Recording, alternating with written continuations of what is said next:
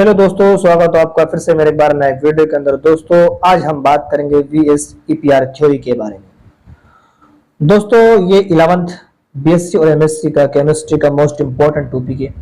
जब BSc yearly wise थी तब ये क्वेश्चन पूछा जाता था और अब बीएससी सेमेस्टर वाइज ये क्वेश्चन भी पूछा जाता है। मैं वीडियो शुरू करने से पहले आपसे रिक्वेस्ट करूंगा, अगर आप मेरे चैनल पर नए हैं तो आप मेरे चैनल को सब्सक्राइब करें और रेड कलर के बेल आइकन को जरूर प्रेस कर दें, जिससे कि मेरे आने वाली वीडियो का नोटिफिकेशन आप तक पहुंच सके। दोस्तों सबसे पहले हम बात करते हैं, देखिए VSEPR थ्योरी का फुल फॉर्म क्या है। देखिए इसका मतलब होता है valence shell electron pair repulsion theory. हम जान चुके हैं अब VSEPR का फुल फॉर्म क्या है, ठीक है। अब हम बात करते हैं इस थ्योरी को किसने खोजा था, वो कौन से वैज्ञानिक थे जिन्होंने सबसे पहले यह सिद्धांत दिया था, किस सन में दिया था। देखिए यह सिद्धांत सिडविक तथा पॉवेल ने सन 1940 ईस्वी में दिया था। यानी दो वैज्ञानिक थे, सिडविक तथा पॉवेल ने 1940 ईस्वी में यह सिद्धांत दिया था। अब हमने ये भी जान लिया कि ये जो सिद्धांत है दो वैज्ञानिकों ने दिया था, हमने उनका नाम भी मेंशन कर दिया, सिडविक और पॉवेल, और किस सन में दिया था हमने ये भी मेंशन कर दिया। अब हमें ये जानना जरूरी है इस थ्योरी का यूज कहाँ किया जाता है। देखिए इस थ्योरी का यूज मॉलिक्यूल के शेप का पता लगाने के लिए इस थ्योरी का यूज किया जाता है। यानी इस थ्योरी का जो यूज है मॉलिक्यूल के आकृति का पता लगाने के लिए इस थ्योरी का यूज किया जाता है।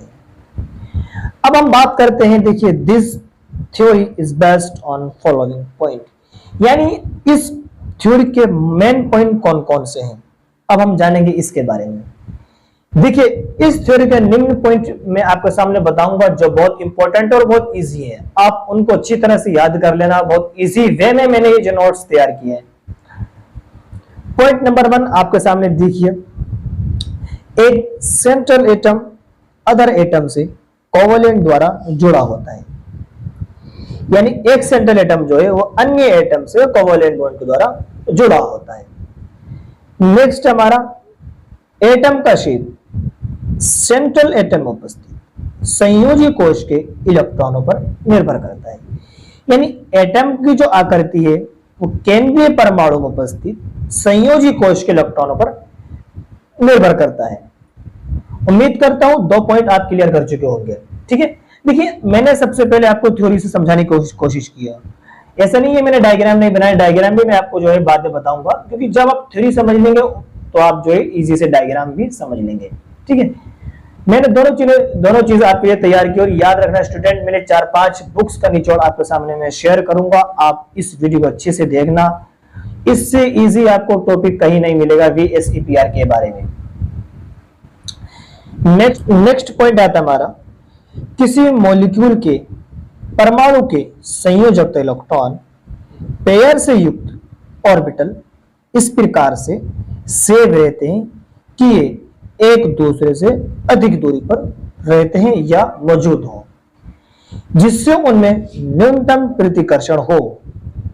देखिए किसी मॉलिक्यूल के परमाणु के संयोजक इलेक्ट्रॉन पेयर से युक्त ऑर्बिटल से इस प्रकार से सेव रहते हैं कि ये एक दूसरे से अधिक दूरी पर मौजूद हैं, जिससे उनमें न्यूनतम प्रतिकर्षण हो, ठीक है। ये मैं डायग्राम से भी आपको समझाता हुआ चलूंगा, पहले आप थ्योरी से समझने की कोशिश कीजिएगा। नेक्स्ट आता है हमारा, किसी मॉलिक्यूल की आकृति या ज्यामिति केंद्रीय परमाणु के संयोजकता कोश में विद्यमान दोनों बॉन्ड और नॉन बॉन्डेड इलेक्ट्रॉन पेयर पर निर्भर करते हैं।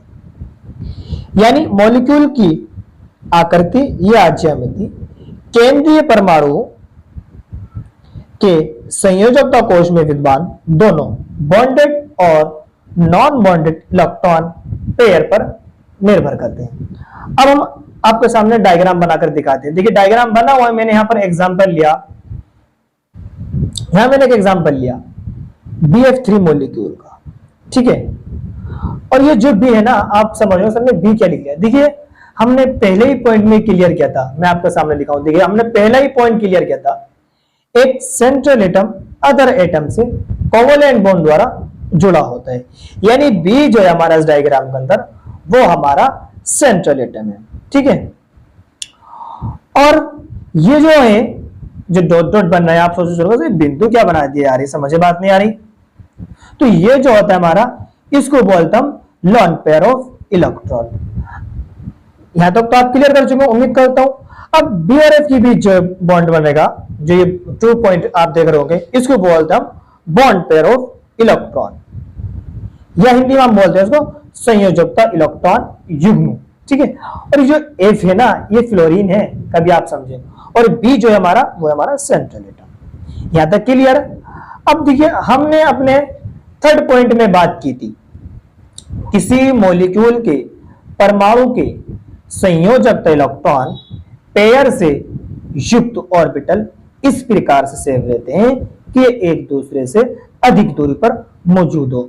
यानी बी और एफ के बीच जो है, ये इतनी दूरी पर होते हैं कि एक दूसरे से अधिक दूरी पर मौजूद हो, जिससे इनमें न्यूनतम प्रतिकर्षण बल हो। ठीक है, कौन कौन से? बी और एफ इतनी दूरी पर मौजूद रहते हैं एक दूसरे से, जैसा लिखा हुआ है, एक दूसरे से इतनी अधिकतम दूरी पर मौजूद रहते हैं जिससे इनमें न्यूनतम प्रतिकर्षण हो। ठीक है, यहां तक क्लियर। अब हम बात करते हैं, देखिए ये हमने एग्जांपल लिया था फर्स्ट।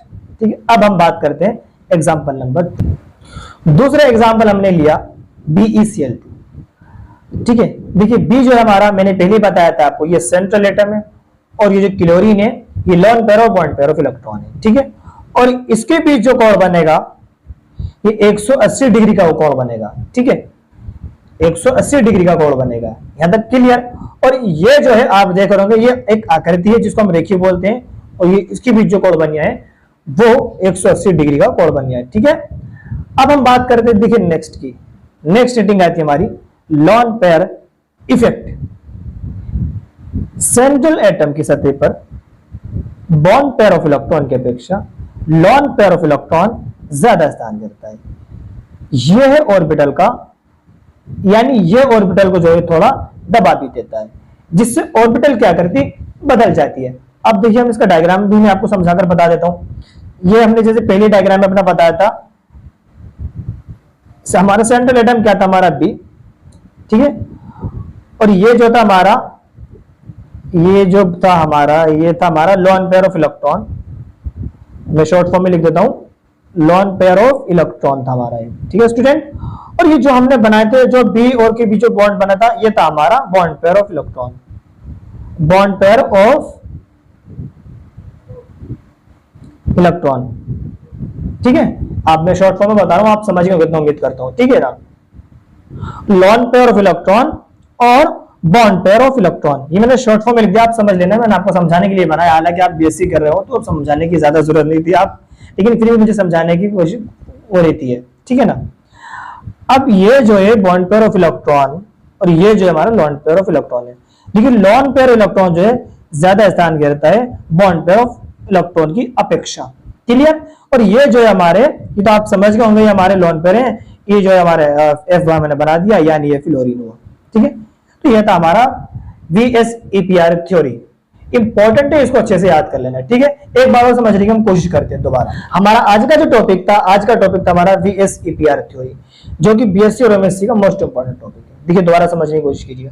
दो वैज्ञानिक थे, सिडविक तथा पावेल ने 1940 में जो ये थ्योरी दी थी, और इसका जो यूज है वो मॉलिक्यूल के शेप का पता लगाने के लिए इस थ्योरी का यूज किया गया था। इस थ्योरी कुछ बिंदु हैं जो बहुत इंपॉर्टेंट है, वैसे तो बहुत ज्यादा थे, लेकिन मैंने आपके लिए जो इंपॉर्टेंट है, जो इजी है वो लिखे। और यकीन मानना यार, ये बड़ा मुश्किल टॉपिक था, बड़ा हार्ड था, लेकिन मैंने आपको बहुत इजी वे में मैंने जो पब्लिक कर रहा हूँ, आप इसको अच्छे से जो है याद कर लेना। और अगर कुछ समझ में ना आए तो आप जो है मुझे कमेंट सेक्शन में जरूर कमेंट करना, जिससे कि मैं आपकी समस्या का सॉल्यूशन आपको दे सकूं। देखिए पहला पॉइंट हमारा था, एक सेंट्रल एटम अदर एटम से कोवेलेंट बॉन्ड द्वारा जुड़ा होता है। ठीक, यानी एक केंद्रीय परमाणु जो अन्य एटम से कोवेलेंट बॉन्ड के द्वारा जुड़ा होता है, जैसे कि मैंने आपको डायग्राम फर्स्ट के अंदर सिखाया BeFT मॉलिक्यूल के अंदर। ठीक है, दूसरा एग्जांपल था हमारा, एटम का शेप सेंट्रल एटम में उपस्थित संयोजी कोश के इलेक्ट्रॉन पर निर्भर करता है। यानी एटम की आकृति केंद्रीय परमाणु में उपस्थित संयोजी कोश के इलेक्ट्रॉन पर निर्भर करती है। ठीक है ना।